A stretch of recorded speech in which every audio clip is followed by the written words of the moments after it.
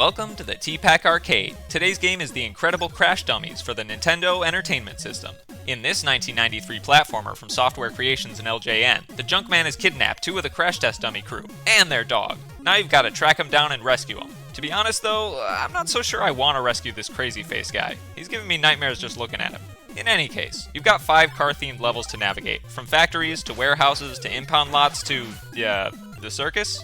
Okay, maybe that one doesn't have anything to do with Crash Test Dummies, but we'll give it a pass because circus levels seem to be a mandatory component of 8-bit platformers. You alternate between 2 playable characters, a walking purple dummy and a rolling white dummy, and the latter will waste no time teaching you to resent the invention of the wheel. See, his controls aren't exactly user-friendly. There's always a bit of momentum that rolls you past where you meant to stop, and there's a small rebound every time you land on a platform, which means no jumping in succession. It makes traversing the levels feel like maneuvering around a bouncy castle covered in butter. And a few of the power-ups even manage to make the controls worse, like the balloon that causes your jumps to be so floaty you can't aim properly, and the yellow rocket that prevents you from stopping until you run into a wall. Or more likely, an enemy. Still better than running into a bomb though, since those blow your head off and reverse your controls until you find a spare. Granted, I occasionally have trouble sorting my left from my right even with a head, but that's still pretty mean. I'll concede that the purple guy controls just fine though, and most of the power-ups are useful. By default, you've got a gas tank to stun regular enemies and an oil gun to shoot bosses. You can refill your ammo with oil canisters, and there are even 2 invincibility power-ups to help with trickier sections. First is the steering wheel, which leaves you temporarily damage-proof as soon as you pick it up.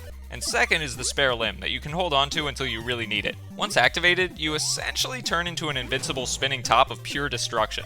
It's super satisfying to plow through a string of annoying enemies ballerina style, but I actually found it most useful to skip over gauntlets of stage hazards like wrecking balls. The spare heads lying around also restore your health, which is represented at the bottom of the screen by a number of, well, heads. It seems like a missed opportunity of customization if you ask me. I mean, if I could just swap out my head whenever I felt like it, I'd probably replace it with something cool, like a TV or a toaster.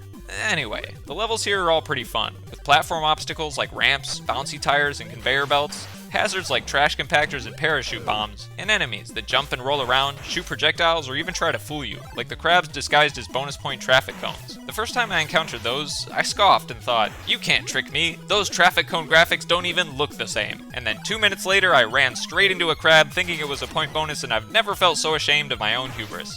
And speaking of graphic distinctions, one of the best things about the incredible Crash Dummies is its visuals. It may not be the most aesthetically pleasing game to look at, but there's just so much personality to its presentation, namely in the way things move around. That purple dummy has some real swagger to his walk, and the spinning out and exploding animation when you get hit is just so over the top and fun that you almost forgive it for essentially rubbing your face in the fact that you're bad at the game and keep getting killed by sewer mice and scrap metal. Even the drowning animation when you fall into a well is full of detail, with your character flailing his arms around and stuff. It would be pretty endearing if it weren't so brutal. And I can't fail to mention the cutscenes between levels, accompanied by text jokes so bad that they rival my own in the roll your eyes factor. The music has this fun, bouncy quality too. There's an undeniable early computer game feel to the sound design, even beyond the fact that it's all 8-bit chiptunes and audio effects. The most novel aspect of this game is how you can't actually destroy the stage enemies. You can only paralyze them temporarily with your gas tank, which might sound cumbersome, but you can walk right through them unharmed as long as they're stunned, and you've got plenty of time to blast them again if need be.